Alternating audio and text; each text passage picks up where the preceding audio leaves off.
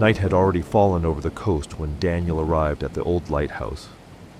His car slowly crawled along a narrow, winding road that led up to the cliff where this lonely guardian of the sea stood. Fog surrounded everything, thick and cold, like a living blanket, hiding the secrets of the deep night. The lighthouse was tall and powerful, but worn down by time. Its white walls were stained with rust, and its windows dimly reflected Daniel's headlights. The wind carried a sharp smell of salt and sea moisture, making the hair on the back of his neck rise. Daniel took a deep breath, trying to calm himself. This was his first shift, and he knew long hours of silence and isolation were ahead. His job was simple: keep the lighthouse light running, watch the sea, and listen for any distress signals. He stepped out of the car and closed the door with a soft click. The silence around him was so heavy it felt like the whole world had stopped waiting. His first step toward the lighthouse was heavy. The wind tried to push him back, and the fog seemed to whisper things he couldn't understand. The entrance creaked open, and a wave of cold hit his face. Inside it was dark, smelling of salt, mold, and rust. Daniel turned on his flashlight, and its weak beam revealed old wooden stairs and peeling walls covered in chipped paint. There were no modern comforts here, just a lamp system, mechanical levers, thick logbooks, and a radio station. He went up to the first floor, where the living area was. A worn-out table, a few chairs, and a small bed. Daniel dropped his backpack, switched on a small heater, and began checking the equipment. The main thing was the lamp at the top, the rotating beacon that sent its light into the night. Climbing the steep stairs to the very top, he approached the rotating lantern. The beam slowly cut through the thick fog, illuminating the dark waves crashing at the base of the cliff. Daniel felt a strange calm, and at the same time, tension, as if the light itself wasn't just a beacon, but an eye watching everything. Before starting his shift properly, he went down to the nearby village to meet the locals. Fishermen sat around a fire, telling stories about the sea and the lighthouse. They spoke about how this place held many secrets, and how some lighthouse keepers had disappeared without a trace. An elderly woman, the owner of a small cafe, looked at him seriously and warned, "Not everything here is as simple as it seems, boy.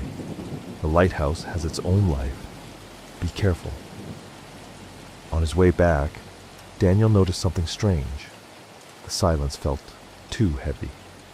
The wind had stopped. Even the sea sound had faded. Inside the lighthouse, he turned on the radio. Nothing.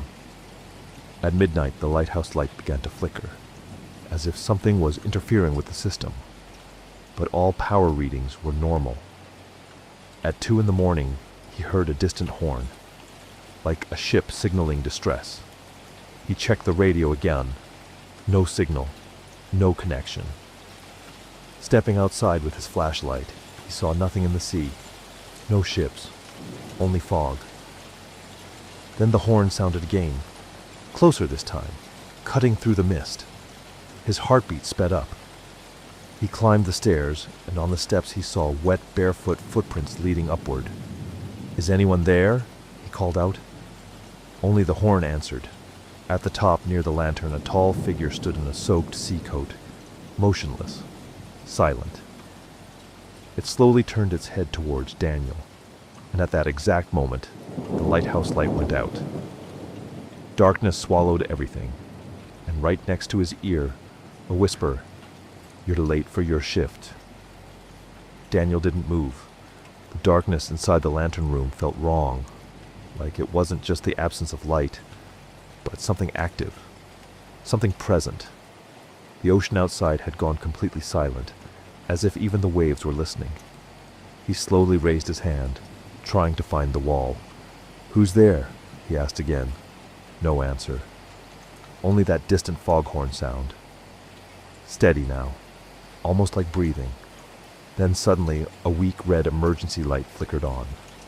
Not enough to see clearly, but enough to see that the figure was gone. The footprints, however, remained, still wet, still fresh. And now they were moving, Not up the stairs. Down. Daniel followed them without thinking. Each step felt heavier, like the lighthouse was resisting him. The wood didn't creak anymore. It felt muted, like sound itself was being swallowed. Halfway down, he stopped, because he heard footsteps above him. Slow, deliberate. Something was now walking in the lantern room, where he had just been. Daniel looked through the gaps in the stairs. A shadow moved near the top light mechanism, too smooth to be human. And then the radio in the control room crackled. A voice came through. Shift change confirmed. Daniel froze. I didn't confirm anything, he whispered. But the radio didn't respond. He rushed down into the control room. The logbook was open. He didn't remember opening it. His name was already written. Daniel Ward, night keeper below. It were older entries. Too many. Some crossed out, some unfinished. And one line repeated several times. The light chooses its keeper. A loud metallic sound echoed above. The main beacon turned back on, but it wasn't rotating correctly anymore. It flashed in uneven pulses, like a signal, like it was trying to speak.